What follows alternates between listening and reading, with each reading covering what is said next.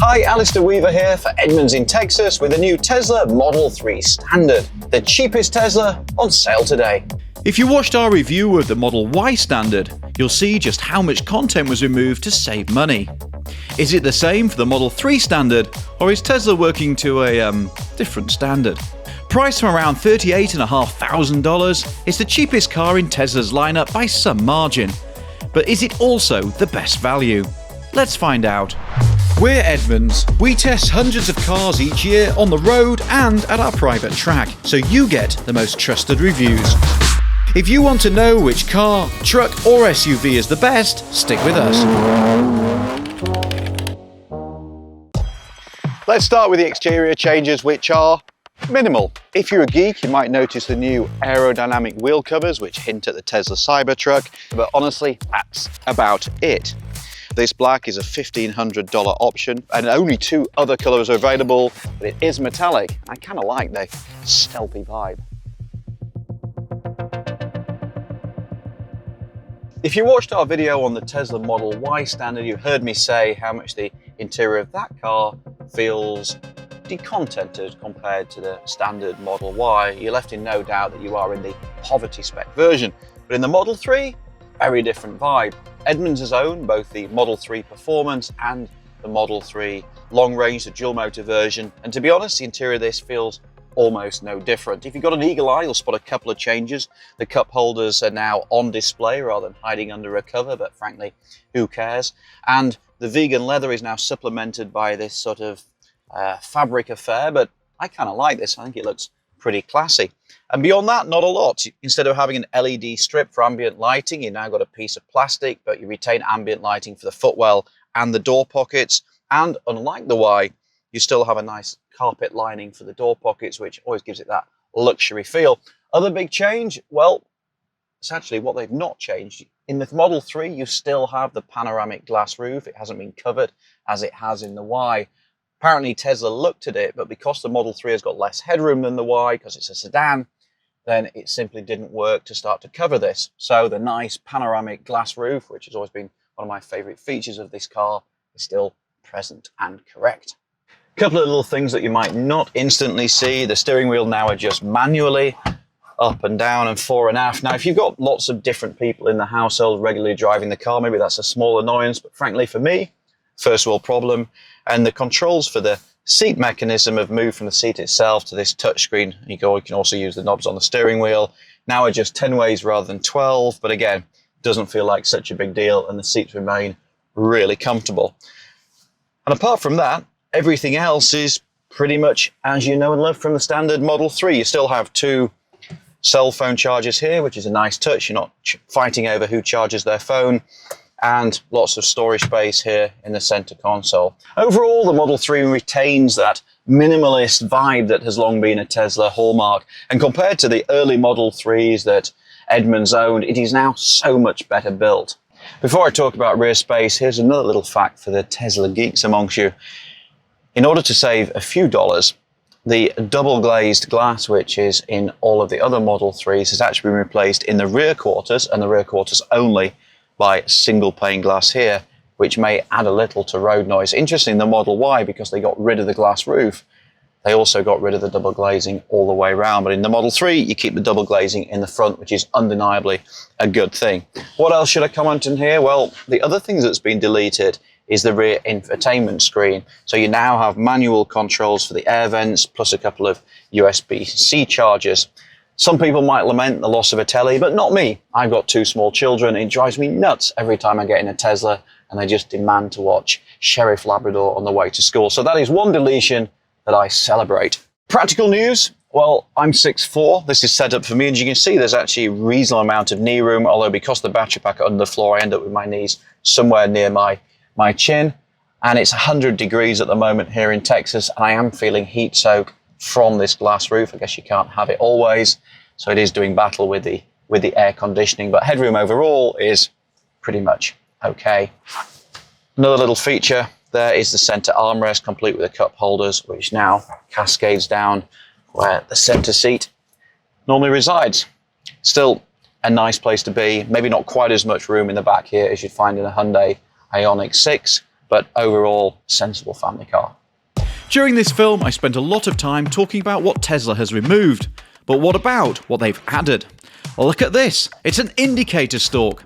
Tesla has bowed to criticism of the stupid push-button indicator switches and brought back the legendary stalk. It's debuting on the Standard but will soon be fitted to all Model 3s. Praise be. In the Model Y Standard, Tesla re-engineered the whole of the front end, so the front trunk, or frunk if you prefer, became decidedly down-market and unsuitable for valuable or precious items. In the Model 3, they haven't bothered, so you still get this nicely lined, versatile front trunk, which I know from my own experience of owning an old Model 3 is actually pretty useful. And if you followed me down the rear, I'll talk about the traditional trunk, or rear trunk, or yeah, just trunk really.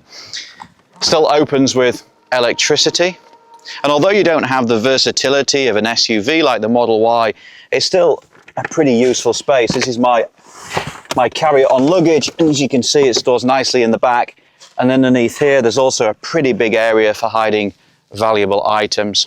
It might not be an SUV, but the Model 3 remains usefully practical. So you might be thinking, what's the Model 3 Standard like to drive? And the answer is really good.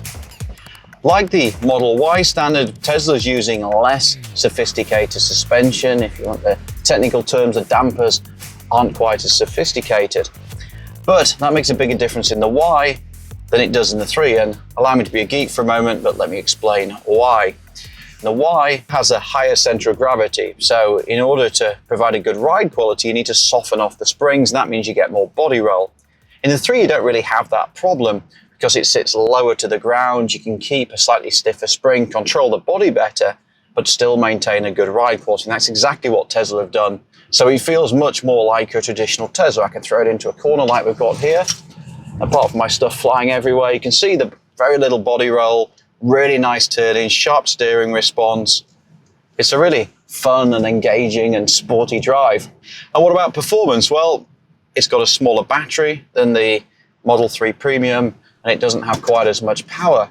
But Tesla still claims 0 to 60 in 5.8 seconds, and while we're yet to verify that at the Edmunds test track, it feels believable. And that's only 0.9 of a second behind the Premium Edition. And frankly, 5.8 seconds to 60 is plenty fast enough for what is really a family car. And you still get that nice sort of Tesla punch as you put your foot down, not quite as aggressive as the Premium or certainly the Performance, but it still feels fast and engaging with an instantaneous wallop of torque. I like it. It's a nice compromise. This is a comfortable, quiet, relaxing, long-distance car, which is a good thing because it's also a car that goes pretty far on a single charge. Now, it does have a smaller battery than the Model 3 Premium. It's about 10 to 15% smaller, so it doesn't go quite as far, but the difference isn't as much as you might think. According to the EPA, the Premium version with rear-wheel drive will do 363 miles, and this will do 321, and we can't wait to verify both of those on the famous Edmunds EV range test. If you want to see how that compares with its rivals, head to edmunds.com/range. As you'll find out, some of its rivals do go further, but in our opinion, a range of somewhere north of 300 miles should be ample for most needs on a day-to-day basis. And of course, it's a Tesla, so it gives you instant access to the best charging infrastructure in the US. Let's talk about autonomy for a moment, which is a big focus of Tesla with all their self-driving technology. This Tesla Model 3 Standard has all the technology it needs for full self-driving. If you pay $99 a month, you can activate the software and the car will drive itself pretty well in our experience in most conditions. But if you don't spend the money, Tesla's deliberately throttle back the autonomous driving. Unlike every other Tesla on sale, bar the Model Y Standard, this car won't auto-steer its way down the highway, which is an important aid to driver fatigue and therefore safety.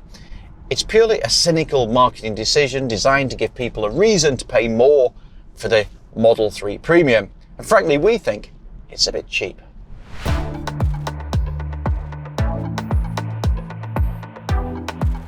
It's certainly very hot and humid down here in Austin, Texas, but at the end of a long and scorching day, what do we really think of the Model 3 Standard? Well, when we reviewed the Model Y Standard, we questioned its value proposition. Yes, it's $5,000 cheaper than the premium version, but Tesla's taken away so much content that you wonder whether it's really all worth it. This, though, is very different. $5,500 less than the premium alternative.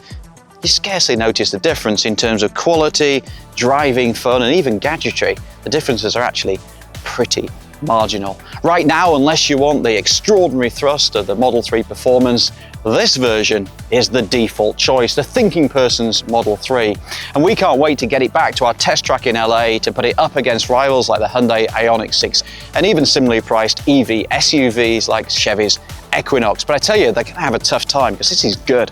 It's really, really good. For more on the Model 3 and all of its rivals, head to Edmunds.com. Thanks for watching. See you next time.